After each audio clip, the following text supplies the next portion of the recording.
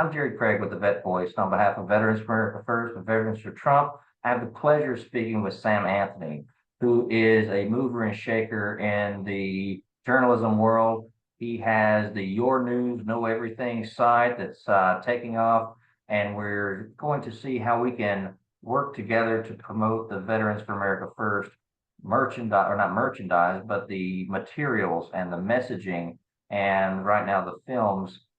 So we were talking a little bit before coming on the recording about what we are doing and all the efforts that we've been going into. And you were referencing um, Steve and how he's a go-getter and he's gotten to a point that we're aiming for. So I was just going to pick up our conversation from before. Absolutely. Steve Stern, I'm sure you guys have to be connected with him because I don't think if there's anybody who isn't. I mean, he's on the phone constantly with everybody.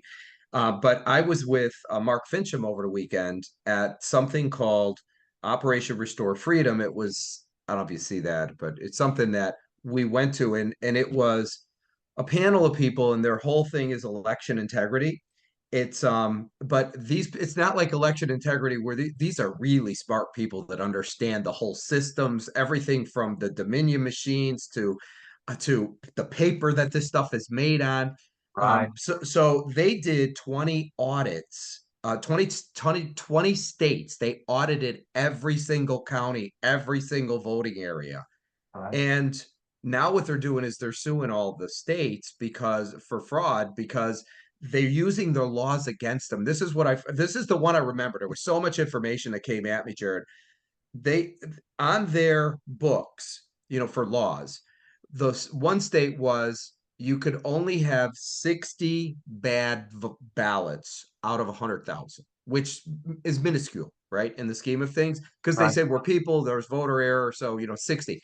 Anything above 60, the whole thing gets thrown out and you have to start over. They had 2.7 million bad voters, bad ballots. So Yeah. it Yeah. was like, and they go, yep, looks good to us, right? So they're suing them because that should have never went through, Right. and Right. because they went through the voter rolls. They told us in Florida, you guys think you're running a clean election. Well, you're welcome, because we pulled 1.2 million voters that voted that don't even live in the state or aren't even alive anymore off your ballots. Yeah.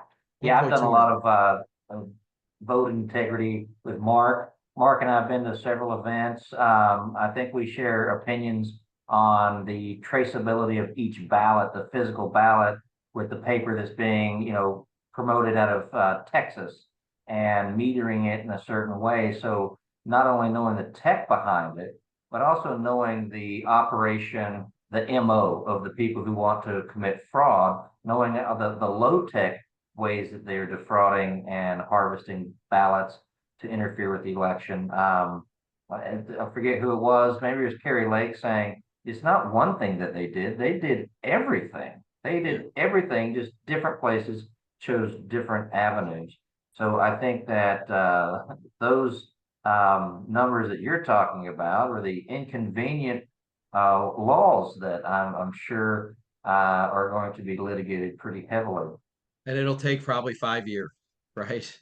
Right, So you're a right. lawyer, so it takes some time to get all this stuff done. But the whole thing that I got out of this was I look at what you guys are doing. I look at what, these people from Operation Restore Freedom are doing, all the podcasters that put information out. And I'm sure there's literally thousands of other people that are all working on election integrity or something behind the scenes.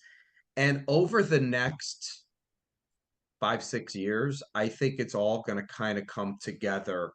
And at least, knock on wood, this would be my hope, because it takes time to go through the courts. It does. And it shouldn't be it should be a issue that applies to both parties. This is a very common thing.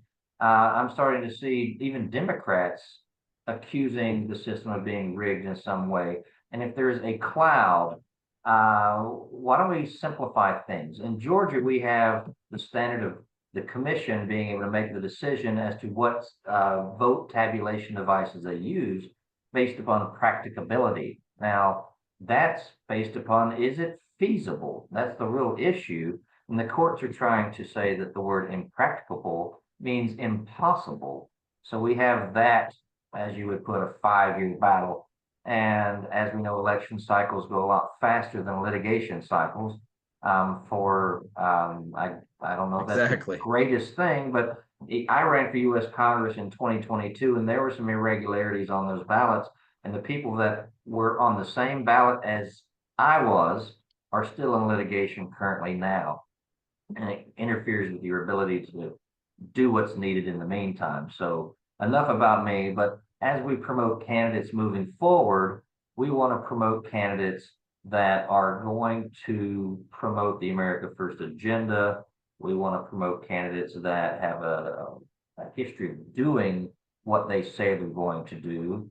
And because we're a veterans group, we have a bias towards those that will vote for and promote legislation that benefits veterans. Along with the other America First issues, that's kind of our foremost front issue.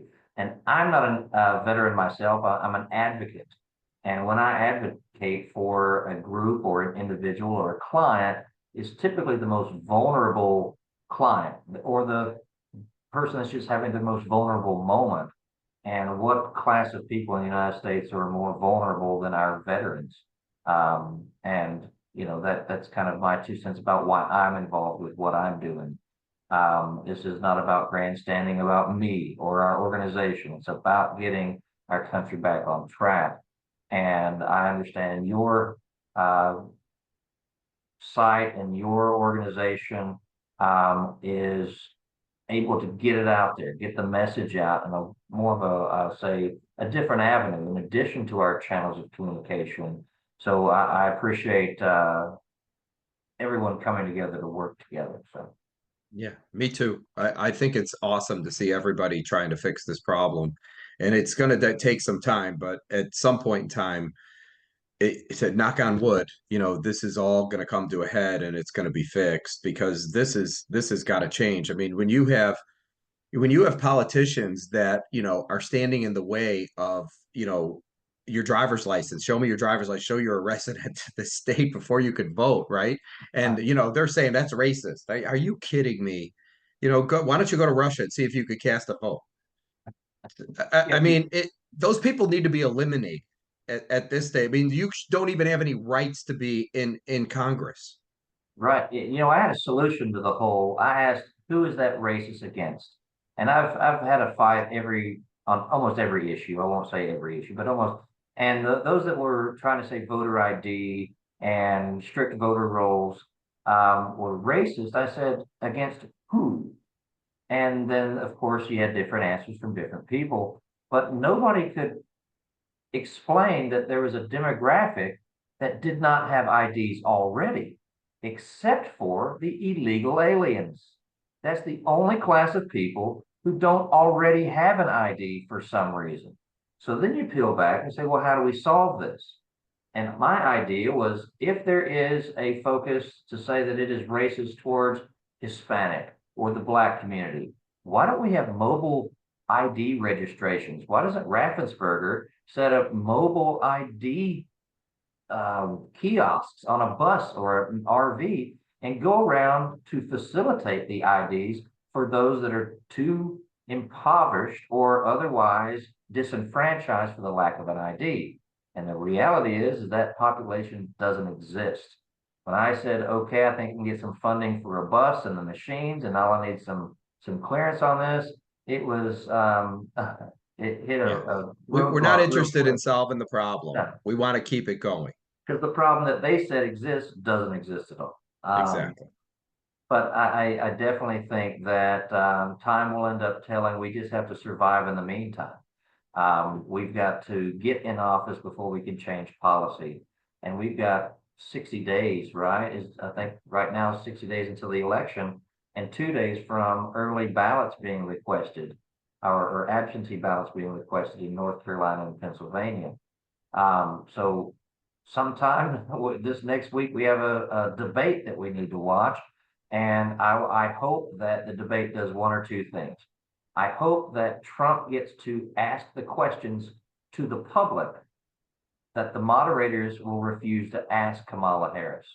When they put out a question, he needs to pose a question to the public that stirs the imagination, that simplifies the issues as to, so how has the open border benefited our country? And then go on to answer the question posed. And then the research of those that are interested, the swing voters that are active, would be motivated to go to various resources and look at things as recent as the town hall to fill in their blanks. And from my research, people who investigate and find the facts, do a little bit of action research on their own, they're more active, are more likely to not coerce, but speak with their neighbor and share these morals and principles that are the solution to the problem. So back to that whole idea, solutions. But Sam, your website and your network of activists and podcasts, explain your network to me a little bit. It's really simple. We're the local paper in every city in America. We would do both local and national news all over the United States. And ultimately, and this is not a secret, the legacy media is not going to survive forever. I give it 7, 8 years and it's going to be gone, not because of me and not because they're lying. It's because the average age of the cable news viewer and people on radio is 70 plus. Did you know that? Right. Okay. And guess who's following up behind? Nobody, because everybody else is getting their stuff on demand. So I don't have to watch it right now. I could jump on Rumble and watch it, or YouTube, or whatever it is, or I could go to Netflix and watch the movie. It's not necessary to see it right now. So, people are also seeking out alternative news because they don't believe the mainstream media, which, I was one of those people that, up until, 2016, I would have told you that the media is not lying, but where I became awake was when Trump won. They just all turned on him. They manufactured stories and completely ran with it like it was real. And Right. yeah, and they're still doing it to this day. And the reason we're in this mess, and I'm going to give you some stats which you could look up. In the 80s, there was over 400 independent news outlets. It's not a big deal. You could have owned the Fox affiliate or the ABC affiliate for Atlanta if that's where you live. I could have owned it for Palm Beach. So you had different independent operators. But then what happened is big business came in and consolidated them all. You got 6 people that control the mainstream media. Right. 6 people. Okay. And then you've seen the videos with the 30 or 40 TV Yes, stations all they're saying all the just same thing, right? parrots. Sinclair parroting the same thing. Well, that's centralized news. It came down from corporate. They're reading a teleprompter. There's certainly no investigative journalist there. Okay. They're Right. just reading off the teleprompter. And that's why we're in the mess that we're in.